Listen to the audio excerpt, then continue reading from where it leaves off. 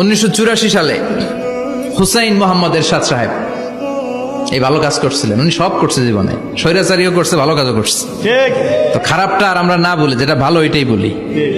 উনার কারণে আজ অবধি এই 84 থেকে আজ বাংলাদেশের রাষ্ট্রীয়ভাবে সাপ্তাহিক ছুটির দিন কোনটা?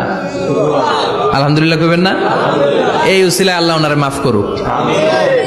পৃথিবীর অনেক দেশে কিন্তু শুক্রবার ছুটির দিন না। আমি বছরের বেশিরভাগ সময় মালয়েশিয়াতে থাকি। মালয়েশিয়ার সাপ্তাহিক ছুটির দিন রবিবার। খ্রিস্টানদের সাথে অনেক বিজনেস তাদের মেনটেন করতে হয়, তো তারা যদি শুক্রবারে ছুটির দিন করে তাহলে সপ্তাহে 2 দিন ব্যবসা বাণিজ্য কাটা পড়ে যায়। নিজেদের কারণে শুক্রবার বন্ধ, যাদের সাথে বিজনেস ওদের কারণে রবিবার বন্ধ। আমরা আলহামদুলিল্লাহ আল্লাহর দেয়ায় পবিত্র দিনটাতে পেয়েছি জুমাবার। আলহামদুলিল্লাহ পড়েন আলহামদুলিল্লাহ। এজন্য বিশ্বনবী বললেন, খবরদার এদিনের নামাজ মিস করো না।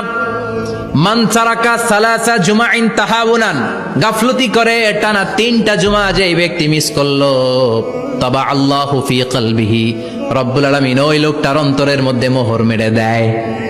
ওয়া কুতিবা ফি জুমরাতিল মুনাফিকিন, মুনাফিকদের খাতায় তার নাম তুলে দেয়। 3টা জুমা যদি কেউ মিস করে, 2টা পানিশমেন্ট। এক হচ্ছে তবা আল্লাহু ফি কলবি, আল্লাহ অন্তরে মোহর মেরে দেয়। ভালো কথা ভাল লাগে না, নামাজ ভাল লাগে না, আজান ভাল লাগে না, ইসলাম ভাল লাগে না, শুধু মৌজ মাস্তি ভাল লাগে, গান বাজনা ভাল লাগে, এরকম আছে না নাই? জুমার নামাজে যায় না। আরেকটা হলো কুতিবা মিনাল মুনাফিকিন, মুনাফিকদের খাতায় নাম তুলে দেয়। আল্লাহ হেফাজত করো। আর জোরে পড়েন আমিন। আমিন।